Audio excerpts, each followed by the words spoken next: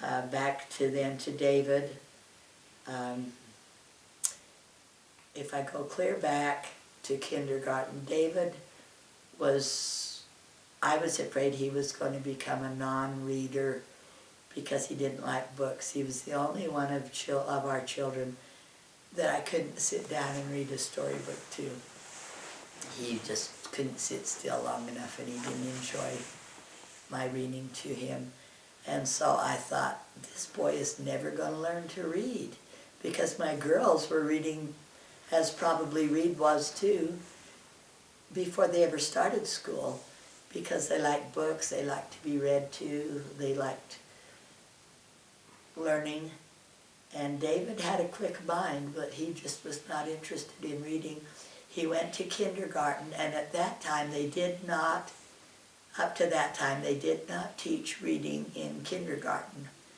But it was the beginning of the computer age, and his kindergarten teacher was part of a pilot program to test and see if children learned to read through computers. And she could choose one girl and one boy from her kindergarten class, and she chose David for the boy. And he loved working the computer and pushing the buttons, and he took it just like a fish to water, and he learned to read in kindergarten. And I said to that teacher, I will thank you forever, because I was afraid he would never learn to read. And she said, he is very likely a child who will never read for pleasure. Throughout his life he may be that way. He will read for information. Excuse me.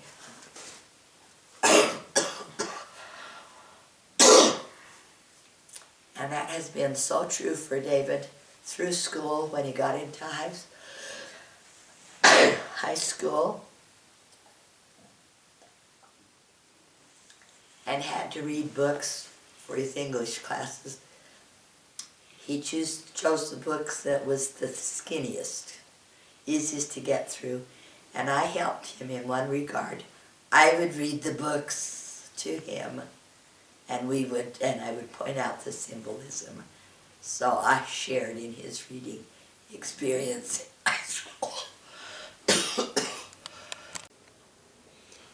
Okay, Mom, we're talking about David and his reading.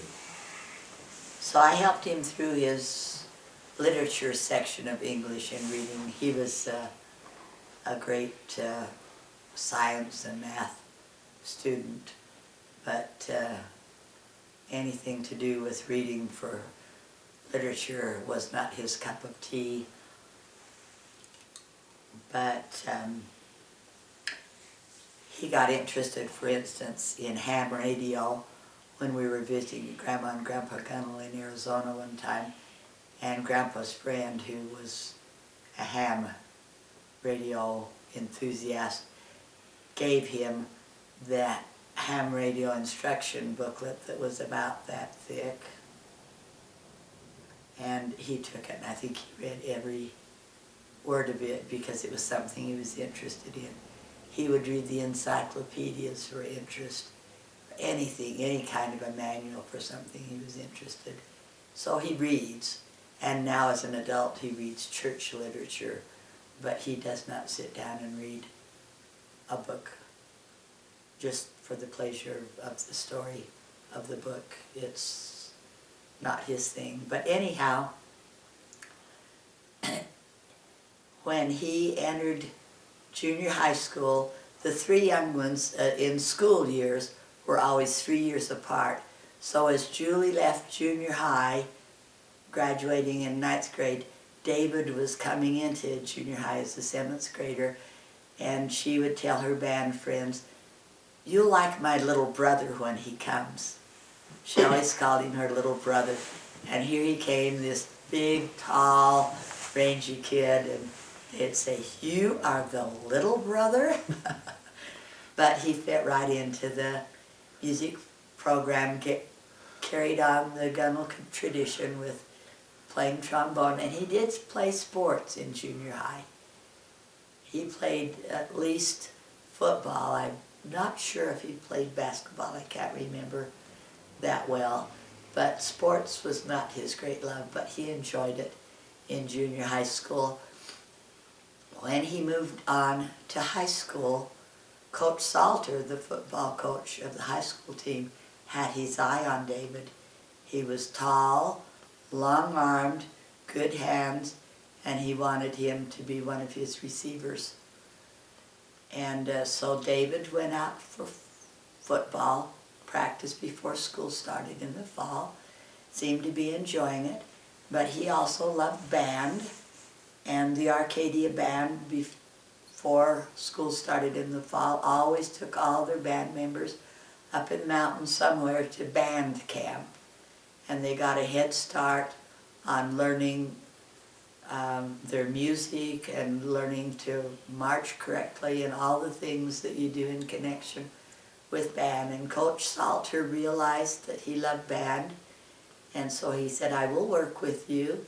And Mr. Landis, and the high school music director, said, that's fine, we will work with you, because they both wanted him.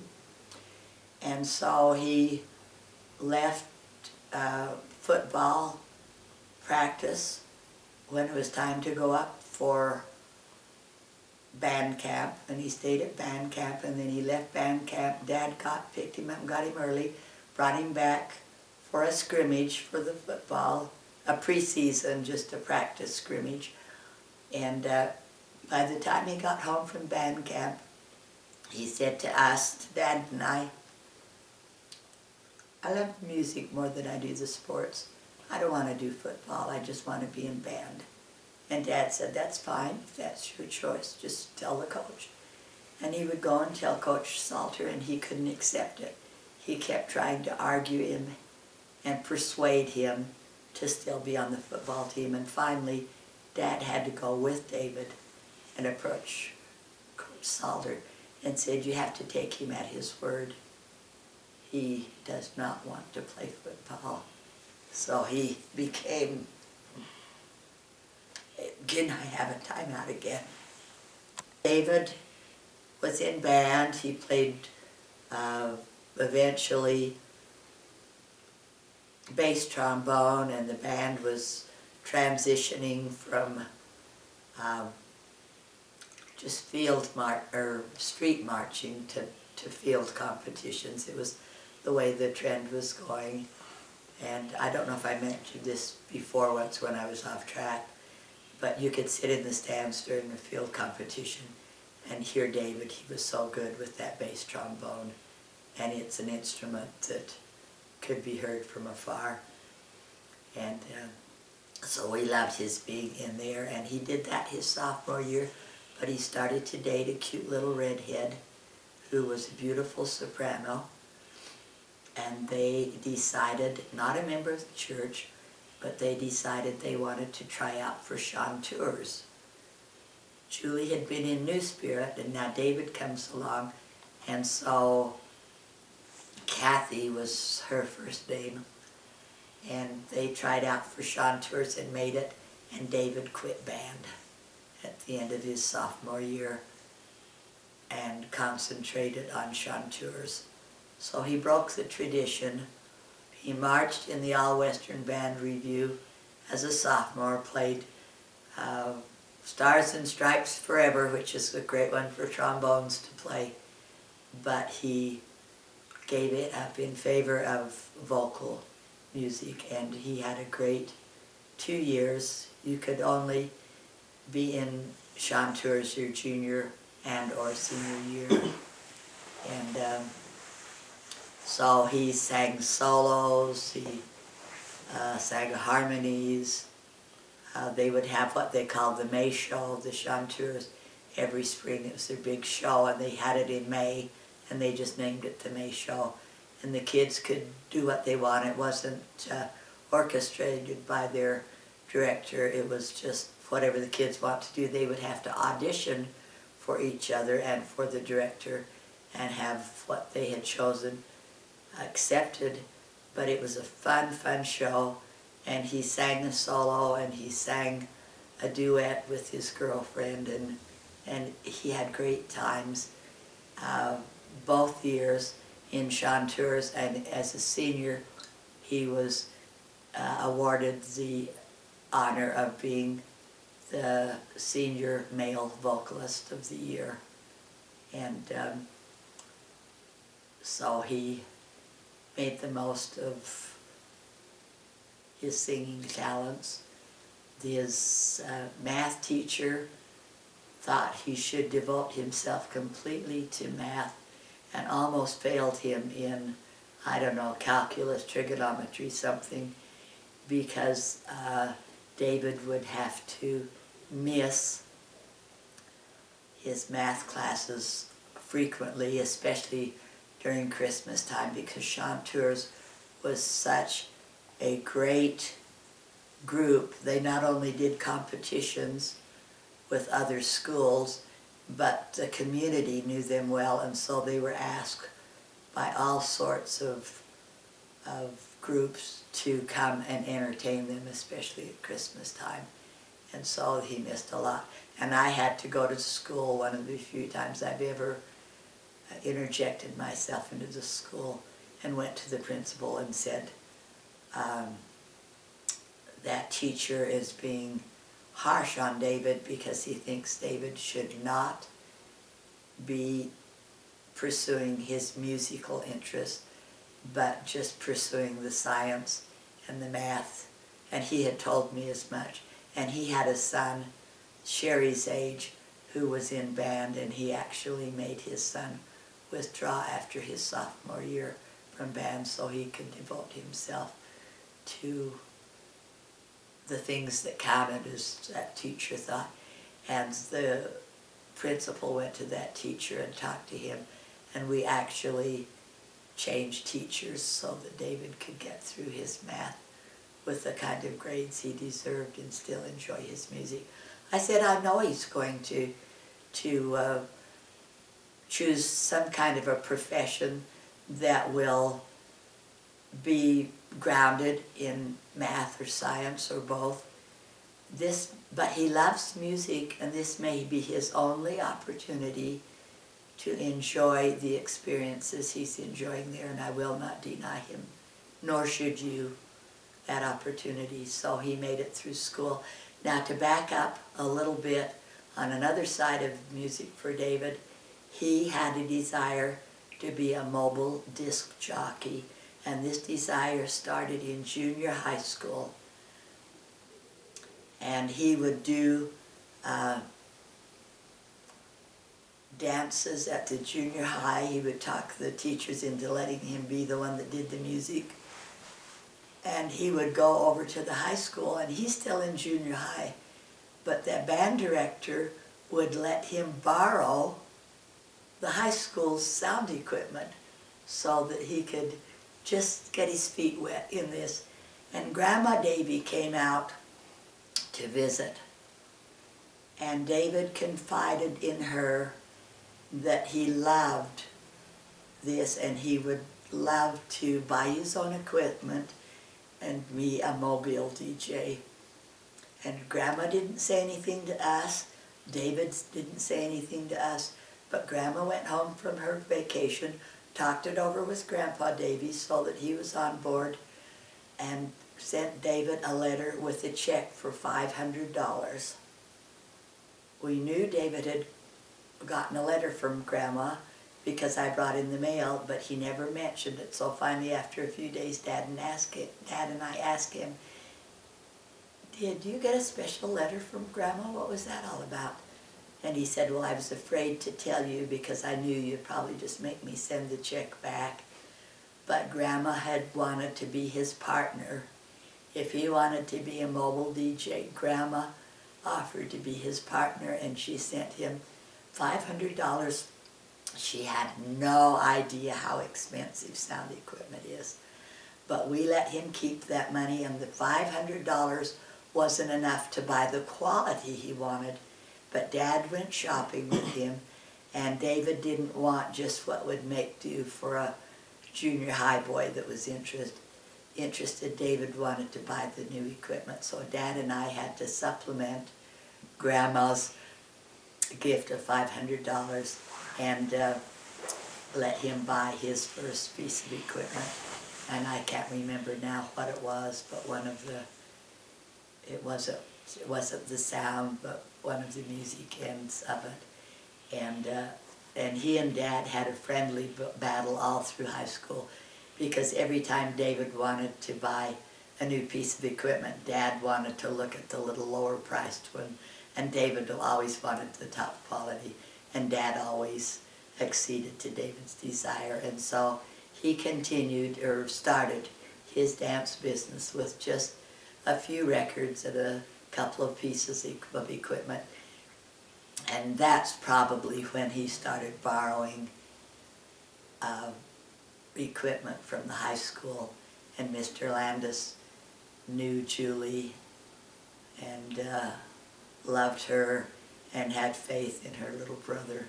And he would let him use the high school's equipment to do his dances. And so he started getting dances, and he would have to rent a little trailer from U-Haul, not an enclosed one, but just one with the wooden slats on the side, and load up what equipment he had and go do dances. And he loved every minute of it. He would do them for the school. Once in a while he could talk our ward into letting him do something there, and he started to buy more records because it was all on vinyl that he was doing, and he started to build up his dance business. And the younger brother of Eddie Van Halen was a classmate of David's at the junior high school. Van Halen is still one of his favorite rock groups. But this brother, and I can't remember what his name was, wanted to get a little group, not doing what David was doing, just being a DJ, but a performing group. And so they had, what they'd say, gigs that they would go and do as junior high school students with their bass guitar, and I don't know what else they had. And they would hire David to be their roadie. He would come up and come with them and set up the sound equipment and work behind the scenes with the sound while they were out in front performing. And we let him do that at first, but as they got a little older, they were able to go places that I did not approve of. I got more involved in this, I think, in the decisions made than Dad. He trusted me, but I said, you can't go because are there people there that do drugs? Yes, Mother, but I'm always behind the scene, and I don't interact with those people, and I just do my thing, I'm not involved. And I said, I could probably count on my fingers parents who are saddened because they believe the same thing about their son, to their sorrow. I said, we love you too much to take that risk. You cannot go. You cannot be a part of them anymore. You'll have to tell them no. And he obeyed us, and he never ever went. So he never put himself into a position where he was with the wrong kind of people, even though he liked the rock music. And he played, and the more money he made, the more equipment he bought. And he built up his equipment so that when he went to BYU, he had enough good equipment. He started, presented himself to the BYU student body, whoever made the decisions on their social needs, and he would get hired to do BYU dances. But they wouldn't pay him very much. And the dances that David did became very popular because the kids liked the quality. He was head and shoulders above, I can't say above everybody because I don't know that for sure, but against most of the others, both in his equipment and in the way he did what he did. And he approached BYU and said, I'm the reason you're making lots of dollars. I think I deserve, and I am the entertainment. I think I deserve to be paid a little bit more. And BYU, there was students' involvement, and they said, we just need somebody, and we need to make good money on some of our activities so that it will finance other activities we want to do that don't fund themselves. And so they refused to pay him more money. And so, to their dismay, he started his own business in competition to them. He could never do it on the BYU campus. He started by going up to Park City and renting their big hotels where they had a nice dance floor, and he would do his own advertising, and he would be in competition with BYU for their big dances, for their preference dances. Homecoming. Those were the big ones, preference and homecoming. And then he graduated from doing the ones in Park City. And Dad and I were up here once he got going. Was by that time we moved up here, so to carry through with David. Dad and I helped him. And Dad was always the head of his refreshments. Dad always got the beautiful punch bowls and the ice and the water and the punch and the cookies, whatever we decided to serve, because that was all free. And Dad would help him as he sold his tickets. He would advertise, he would sell at Baskin Robbins, or that was one, some of the others I can't remember the name, maybe a print shop where students would come to get printed things done. And the managers of those businesses, or the owners as the case might be, never ever charged him, but he would give them tickets for all their employees to go free to the dances.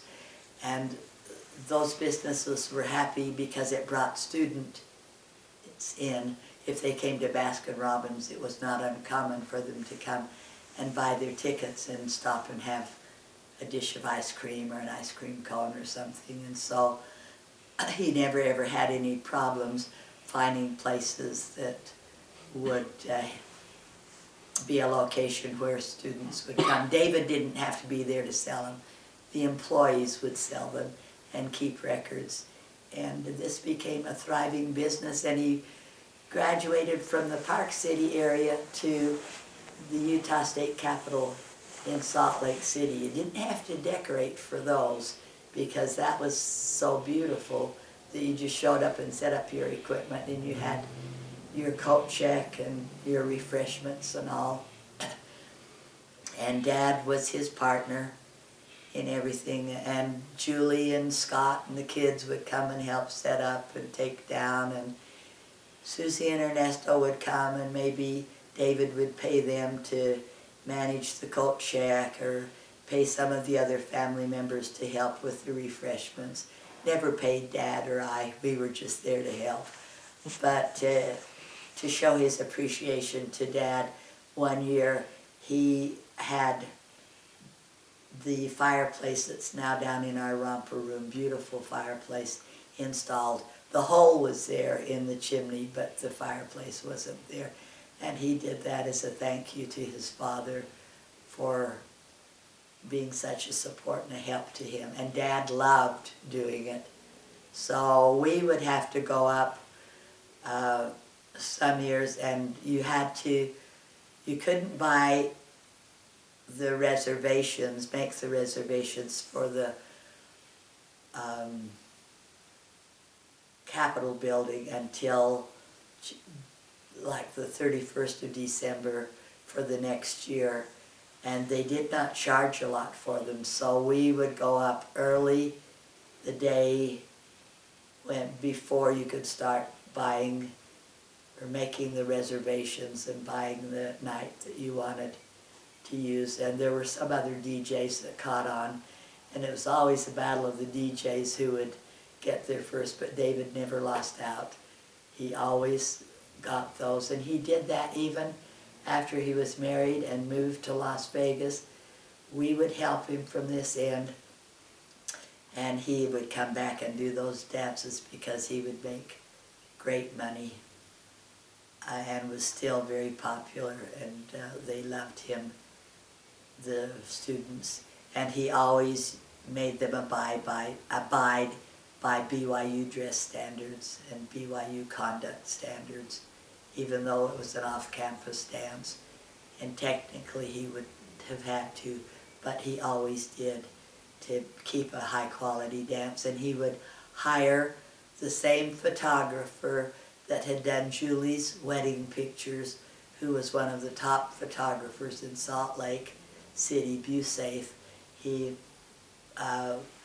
arranged with him to come and take pictures. He didn't pay him, but it paid for itself because the students, excuse me, always wanted their pictures taken at these dances, and so Busafe gave them quality pictures, and David had that to offer in his business. But finally the Capitol decided to retrofit for earthquake safety, the same time the church was retrofitting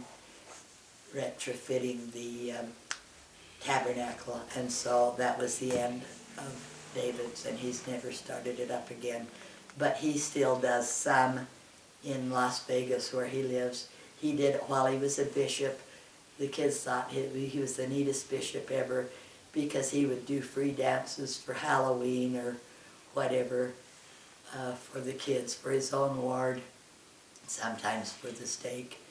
And he doesn't do too much now, but he still keeps his foot in the door because that's the love of his life. And he said most hobbies cost the individual money to maintain the hobby. He said, my hobby sustained itself and paid me, and so it is still a great love for him. And David he worked as in summers when he was still in high school as a swim instructor at the Arcadia High School pool. It was the city of Arcadia who offered those, and he was a lifeguard and a swim instructor all of his years in high school, and that was a good summer job, good income for him. And he chose, for whatever reason, I think it was, but he never expressed it in words, that he wanted to make sure he went on his mission because he wanted to go on his mission, and not because his parents wanted him to go. And so he did not go the minute he turned 19 like his brother Reed had. He made sure that it was his decision, his desire, and he chose not to go to BYU before his mission. So he served a mission in Guadalajara, Mexico, a very honorable and fine mission, and came back and started BYU with his baby sister. They both went to BYU as freshmen together. So I think that is pretty much covered David's interests. He had a non-member girl that he liked. He liked her really well, and he got involved with her family on some ski trips, one in particular. The mother was divorced, high quality people, and she was in dating a very, very well-to-do man who thought a lot of David. And so he would invite them on the ski trip and pay all of David's expenses. And I was so worried about that I sat and talked to David and tried to discourage him from getting used to the moneyed life that we didn't have and we couldn't offer him, and it was not church-based. And he came home from this one particular one where this nice man had paid for all of his expenses, renting all of his equipment and everything for the trip. And he came back to me and he said, "Sit down, Mother, I have something to tell you." And I said, "What is that?" And he said, "I want you to relax. I promise you that I will never marry outside of the temple." And so I did, and he broke up with that girlfriend, though his senior year. He went to the prom with another girl that was just a member of the singing group that meant nothing in particular, but and he kept in touch with this girl all through his mission. He would have me buy a rose and take to her for Valentine's Day or something. But by the time he came back from his mission, he knew that he didn't want to date non-member girls. But he had that experience, and we let him have it. We did not tell him he couldn't do it. We did not counsel him against it, other than my one counsel when I could see that this man was introducing him to a lifestyle of money outside the church. And it was after that one trip when I had counseled him that he came home, broke up with his girlfriend, and made his announcement to me so that I could relax and know all was well in Zion. Anything else about David's high school years or junior high years that? No, it was so filled with first band and then with chanteurs and with school. Oh, one other thing. David was on track to be an Eagle Scout, but he had a different quality, just a different style of leadership scouts than his older brother Reed had had. And so they would go on a 50-miler or a High Sierra trip, and he would do all the requirements for cooking, but they never kept track of anything. They expected David to do that on his own, and he didn't do it. And I didn't know enough to keep on track with him. He had his goals up for when he wanted to be a Star Scout, and then a Life Scout, and then an Eagle Scout. He made it to Life, and he had just 2 or 3 requirements. I don't know what, remember specifics, to be an Eagle Scout. And he lost interest in it because he was in high school and he was so busy with all the other things he was doing. And I mentioned it to him on occasion, and I didn't get much of a response, so I just dropped it. I thought it's his decision. And he came back home from school one day when he was 17 and 3/4. I don't know how much he was getting closer to his 18th birthday. And he decided, I'm going to get my Eagle Scout. I'll regret it all my life if I don't. And he put himself to work and finished off those requirements that he was lacking and got down to the point where all he needed was his Eagle project. Chose a project and went forward with it. And I was trying to support him as best I could and still let it be his decision, because that's the way he operated.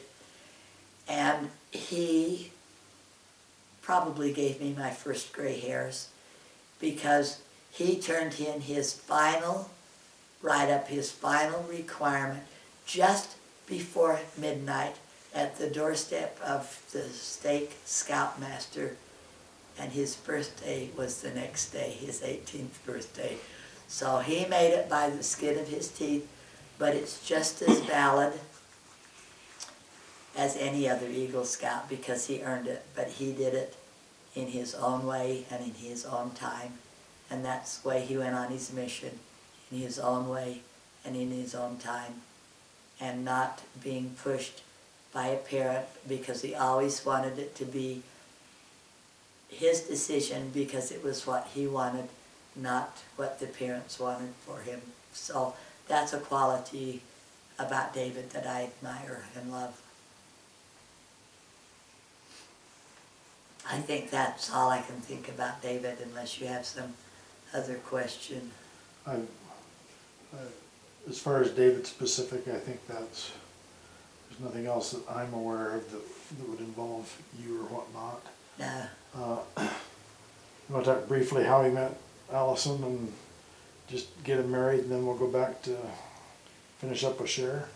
David was going to school here. When we moved to Utah, we said, we've sold your childhood home but this is your new home and you always have a bedroom here. The first time he came up to this house, he rang the doorbell. And I said, David, did you ever ring the doorbell in Arcadia? And he said, no. And I said, this is your home. If you need a key, I'll give you a key, but you're never to come and ring the doorbell again.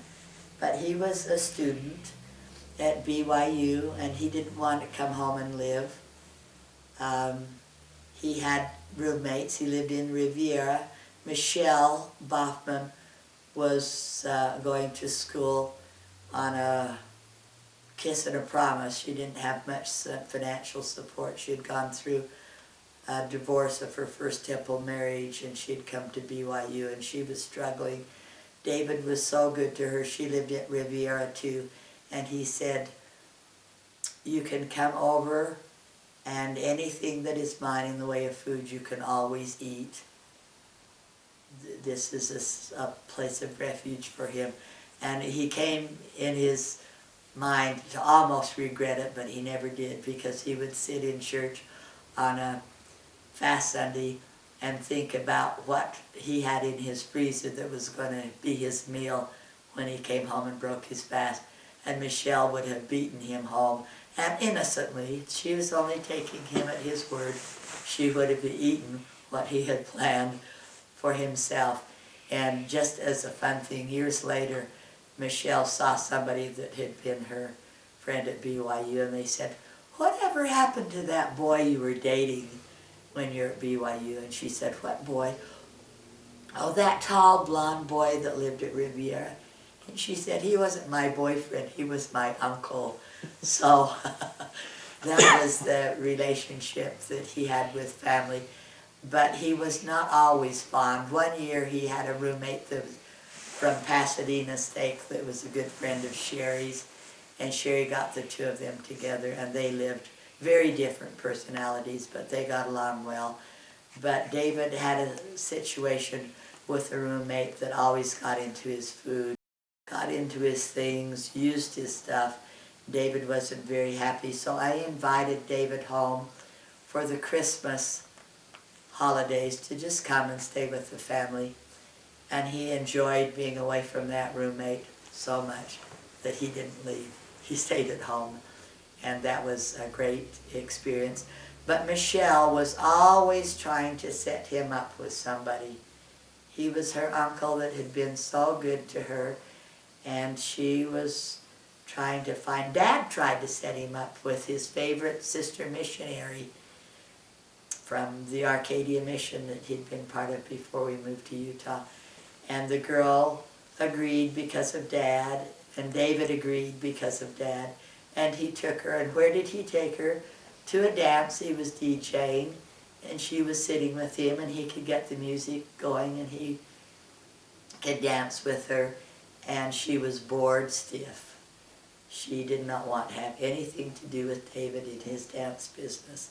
So Dad was not a good matchmaker, but Michelle tried and set her up with a girl that she really liked, that she had met. And Michelle was going to school still here at BYU. And Michelle set him up with a girl, and I said, Michelle, that's not going to work, because if you notice the girls that David dates, they all have long, beautiful hair. You know, some men like part of a girl's anatomy. David loved the long, beautiful hair. Every girl that he ever dated for any period of time. And this girl that Michelle had set him up with had very short hair. She's a nice girl.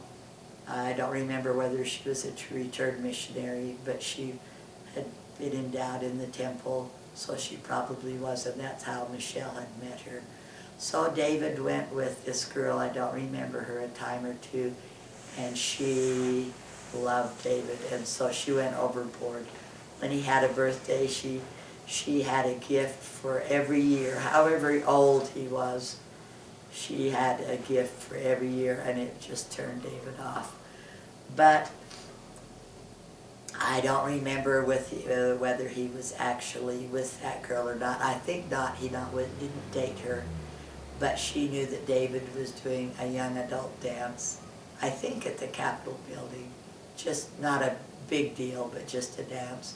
Wherever it was, this girl wanted to be there because David was the DJ. So she talked her girlfriend, Allison Justino, into going to the dance with her. And those of you that know Justino, Allison, know what beautiful, naturally curly hair she had. Well, that was David's introduction to Allison, and he felt kind of badly that he started dating Allison instead of this girlfriend, but he knew there was nothing there with this girlfriend, and she stepped aside.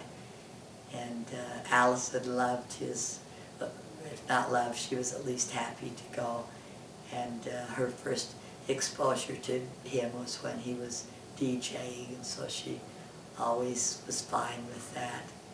And that's how they got married, was through Michelle introducing to a friend she liked, and the friend bringing Allison along. And that's how he met Allison Justino. Okay. And it's been a great marriage.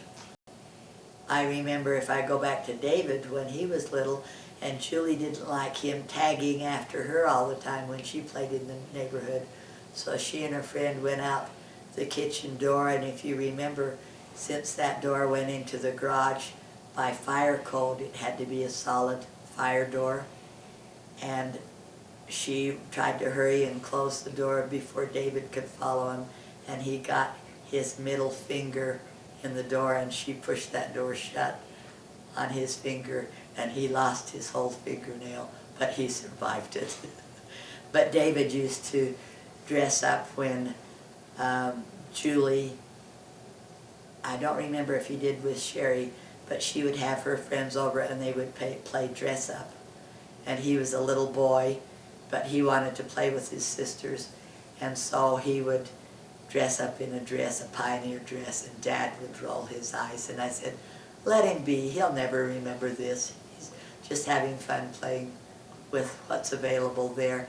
And still, for another thing before I got into Sherry, that reminds me, David loved Reed's record collection. And he had Tijuana Brass, and I don't know what, the Monkees, all the music that Reed liked. And David would go in Reed's bedroom, put on Reed's earphones, and lie on Reed's bedroom, and lie and listen to Reed's music. And so when Reed went on his mission, David continued to do that. I think he ruined one of the Monkees records because he left it out where the sun got to it. But he was really pretty good about that. And he found a little playmate, Cliff, somebody that lived up at the cul-de-sac. And when David would go to play, most little kids would take their favorite ball or their favorite truck or their favorite boy toy. David would take his favorite records that belonged to his big brother. And that's what he took up to play. And Cliff enjoyed that too. They shared that love of music. And I don't think that Reed came home to find his record collection too much the worse for wear.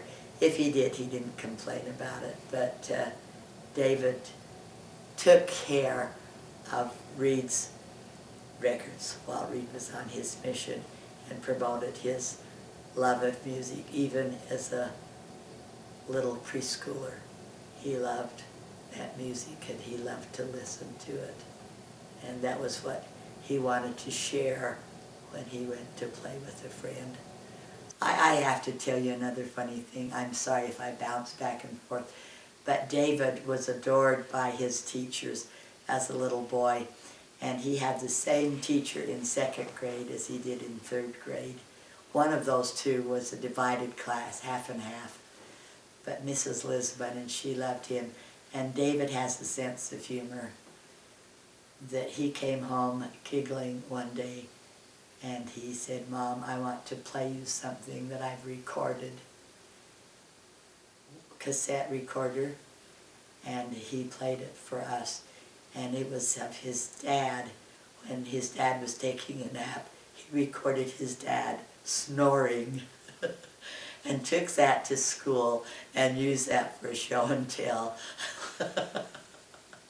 And so when we found out about it, we had a family home evening, and we said, David has something he wants to share with you, Dad, and we want you to know that this was very special to him, and he shared it at school, at show and tell, and now we want him to share it with you. They turned on that tape recording of his dad really, really snoring. So that was one of the funny things David had. And one time we went to the beach, and he was so fair, and we weren't as careful as we meant to be. And he came back with blisters on his shoulders. Was really ill because he'd had too much sun, and I treated as best I could over the weekend. And he went back to school on Monday, and I said, "Are you sure you're up to going?" Yes, he went to school. He felt fine, but some boy, thinking he was smart, climbed up on David's shoulders knowing he was sunburned, and it was more than he could bear. It hurt so bad, and he didn't go in and tell his teacher. He came home. He just came home and went to bed, and I called the teacher, and at first she was giving me a little bit of the riot act that he should not have left the grounds without checking with someone at school first. And I said, "You don't understand. He was hurt so badly that all he could think of was to come home where it was safe. And I don't expect you particularly to do anything to that boy, because I don't think his intent was that malicious." But David came home to his safe place, crawled in bed, because school was too much for him that day.